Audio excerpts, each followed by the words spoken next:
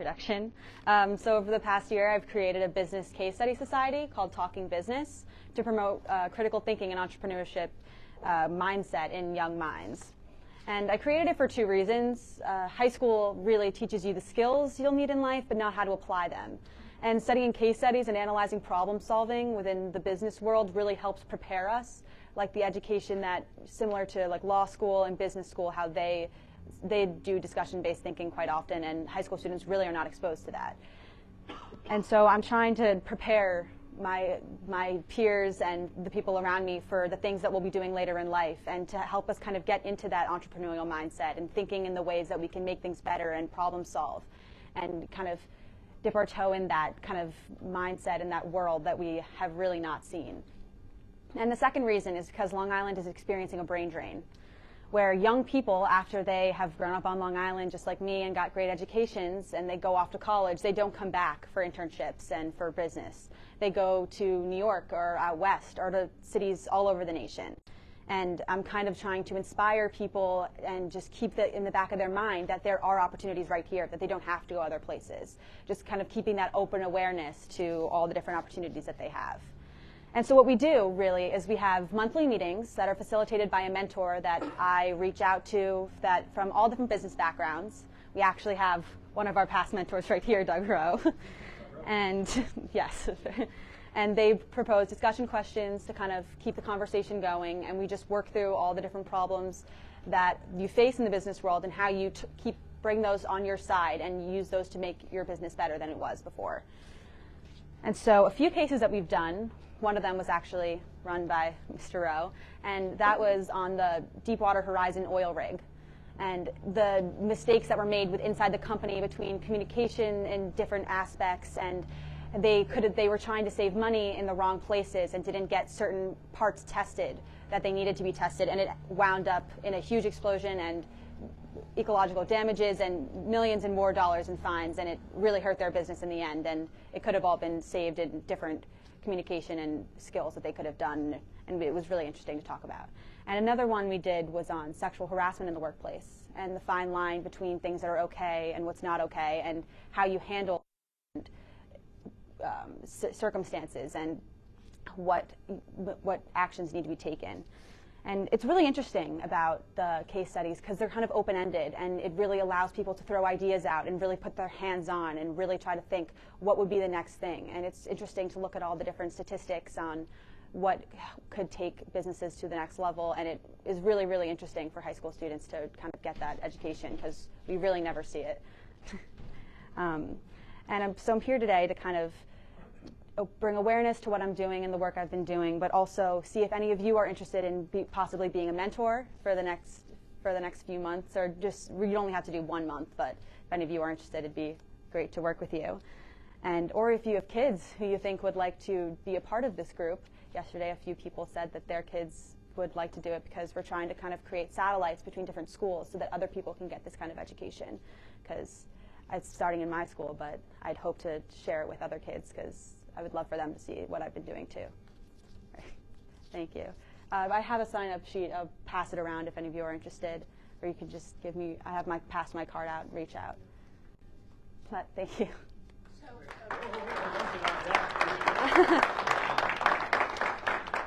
So first of all, I anticipated you speaking for 30 minutes, and I got nothing else, so you need to stand there. And I can stand here. I'd like to know more about the mentorship program. Can you tell us a little bit about that? What would be involved? What would we be doing? Yes. So mentors, basically, they can look up through Harvard or McKinsey databases. I can send you all links. But they just pick any case that they find interesting. It can be something that is what you, from your business background, or just whatever you just find this, oh, this is really interesting, it'd be an interesting conversation. And you send it to me, and I'll give it out to the group. And we just read it over the month. They're typically pretty long, so I give the group a good amount of time to read it. And then we just come back at the end of the month and I'll talk about it. And it's not high commitment. It's just pick a case, send it to me, think of a few questions, and that's really it. And will we be speaking to yes. Yes, group or to the group. We have about 12 people in it right now. We're still trying to expand, but it's a really brilliant and dynamic group of people. They're really great at creating conversation, and they all have really, really good ideas. So it's really, really interesting. So So here's what you may not know. This is a very shy group, but is anybody interested in speaking? I already gave her my card. Yeah. There's a bunch of us here who love nothing more than to be in front of a group and speak, so don't leave without getting it. It's not necessarily as intimidating as this group, but they're kids, so you'll feel a little bit more powered. Yeah, so I think that the thing that has not come across yet is that what Eliza has done really is outside the school district. Yeah. And she's really taken this upon herself to actually create a conversation about what it would be like rather than to sort of go down professional roads. Most people want to be doctors, they want to be accountants, they want to be lawyers, and they generally are looking for somebody else to create their nest. They're not entrepreneurial thinkers. And I think what she's doing really has so much potential. I think about Mitch, and I think about that you teach at Hofstra, trying to inspire people to understand what the value is to do things on your own, in terms of your own autonomy, in terms of the changes that are taking place, and the opportunities that are out there, in particular now because things are changing so fast. I don't think in many situations for people coming from, what do they call you? Z? What generation? Oh, Generation Z. Generation Z. Thanks. I don't think that there's a lot of conversation about, stepping off and looking to do things on your own and creating your own, your own experience as being an entrepreneur. So I was just wondering if you had any thoughts in terms of getting, having students have this conversation. Yeah. I thought she was looking at you. Having students be exposed to and taking the initiative to understand some things that you're actually teaching adults to do. And I was just wondering if you had any thoughts about that. So, my thoughts are relative to the group that you have, right? It sounds fabulous, by the way. I love the idea. I love the initiative, and I think it's great. Yeah. And I'd love to support that any way I can. I don't know the socioeconomic level of the group that you have. The ones that I teach from a socioeconomic standpoint are way low. So for them, to think of themselves as entrepreneurs is something that's totally outside of themselves. You know, you had the fortune of growing up with your mom, an entrepreneur. So you had that Yeah, fuse, definitely.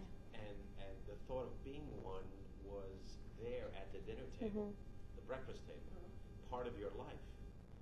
Where I teach a group that hasn't had that at all. They don't see opportunity. When I mention something that I take for granted, like, excuse me, we can do that? Absolutely. You know, so it's so I think there are levels, right? You and your group are at a great level, and it represents Generation Z and the millennials have, from what the research so far, have born more entrepreneurs and new businesses than any other generation, actually. Yeah, especially in the tech space. I'd actually like to jump in because I applaud what you're doing. I grew up with an entrepreneur as a parent as well. So I probably got at the dinner table a lot of what you got. Going through high school for me was weird because I was always different. I thought different. I did things differently. My behavior was different because I had grown up with a different set of skills. And I think what you're doing is incredible. And not only incredible, but incredibly important. If there was a group like that when I was in high school, I would have been a part of that day one. Hands down. Because I left high school and even college wildly unprepared for adult life. Not, you know what I mean? Not just business, but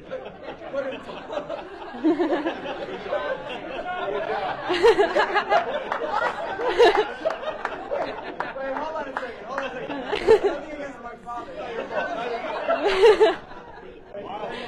That was actually. Still unprepared for I would say I am too. I'm getting at, that wasn't a shot at my dad because the school system that we have, and what you're doing is you're doing what I wanted to do in college. I wrote a paper about the concept of changing the educational system at its core, which was way before its time. So what you're doing is the stepping stone to that idea, which I think is phenomenal. No, yeah, I actually really understand what you're saying, because like even when I'm growing up in high school right now, I often get frustrated with the educational system. Like a lot of my classes, not this year, this is the only year I can say where every single one of my classes is genuinely teaching me something new and fresh that I'm really, really interested in. But the past few years, I've taken classes that I'm just like, why am I even here? This is stupid. This is nothing I'm ever going to be using in my entire life. There's no point. And by doing this is kind of the whole point behind this. I want to get a new kind of education. I really love learning. It's something you might not know about me, but I really love anything I can really get.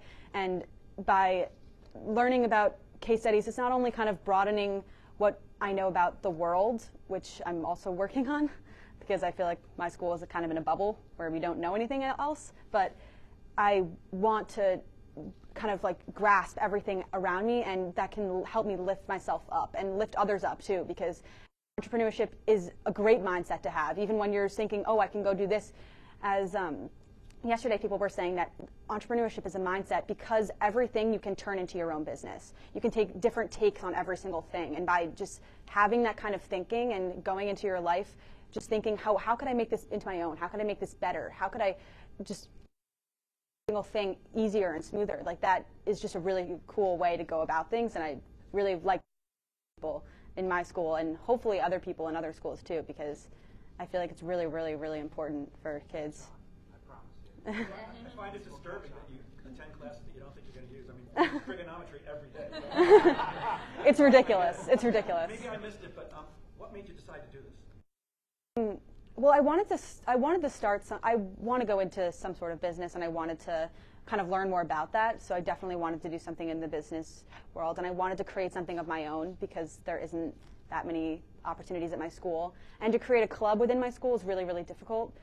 Everyone's always trying to create new clubs for their college application, and the process is so difficult. It takes over a year to even get club time, and you need a teacher and everything.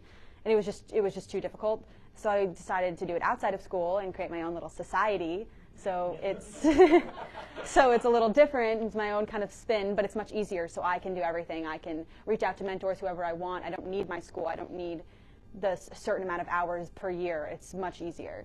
And this way I can also spread it out to other people in other schools too if I want to. I can make it however big I want. Sounds like an entrepreneurial mindset. Yeah. Yeah, Ryan, do you have a question? Oh, yeah, I was just curious as to, were there any particular topics that your group is interested in